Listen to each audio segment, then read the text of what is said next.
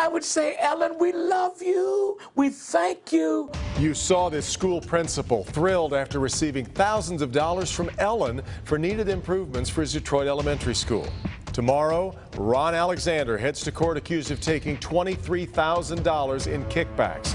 Tonight, the defenders take a closer look at the scandal in the Detroit public schools. More than a dozen people charged with corruption. Today, former Principal Stanley Johnson pleaded guilty to accepting $80,000 in kickbacks. And he's just one of a steady stream of DPS principals headed to federal court to face serious charges and prison time. Tomorrow's another big day in court. Defender Karen Drew takes us inside the investigation. 12 principals and 1 assistant superintendent with the Detroit public school system have been charged with bribery in an alleged kickback scheme. Also charged, a DPS vendor. He is accused of being at the center of the criminal activity. Now, all the names and schools and charges and court appearances can be confusing. So tonight, we break it all down for you, starting with the man who goes to court tomorrow morning. We've gotten to know Spain Elementary School Principal Ronald Alexander when he showed our Paula Tubman the horrible conditions in his school. They're all falling apart. He showed us the gym floor, the mold caused by leaky ceilings. His school's terrible conditions caught the attention of Ellen, and she gave the school $500,000. I would say, Ellen, we love you. We thank you for remembering us in the inner city of Detroit, Michigan, because you didn't have to do it, but you did, and we love you for it. No one would have guessed he would be charged with taking nearly $23 grand in kickbacks.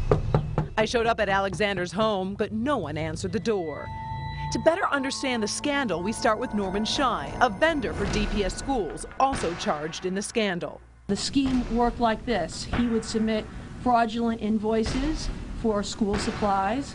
The principals would approve those invoices, and then he would provide some, but not all, of the goods that he promised to sell. Shy lives in this $1 million condo in Franklin. Previously, Shy lived in an 11,000 square foot custom-built mansion in Farmington Hills, complete with an indoor pool, movie theater, and 9 bathrooms.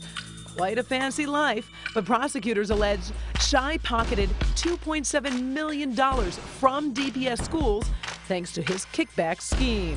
He has since cut a deal and is waiting for a guilty plea hearing next week. Meantime, some principals charged have already pled. Clara Smith of Thurkle Elementary pled guilty to accepting $194 grand in kickbacks from Shy, telling the judge the scheme was the vendor's idea. She faces between 46 and 57 months in federal prison and must pay restitution. Assistant Superintendent Clara Flowers also pled guilty to accepting $324,000 in kickbacks from Shy. The feds say Flowers used much of the money and spent it on her Detroit home on Vassar Street. It stands out for its brand new roof, gutters, and beautiful paint job. She's extremely remorseful for what she did. She loves the Detroit public schools. She loves all the kids in the Detroit public schools.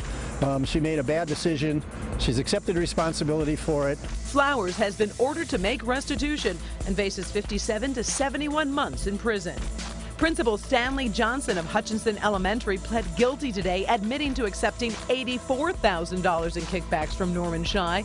He faces nearly 3 years in prison. Johnson spoke to us back in January about fighting to get the heat fixed at Hutchinson. They put me here to make sure that I get the job done, and these children will not be shortchanged.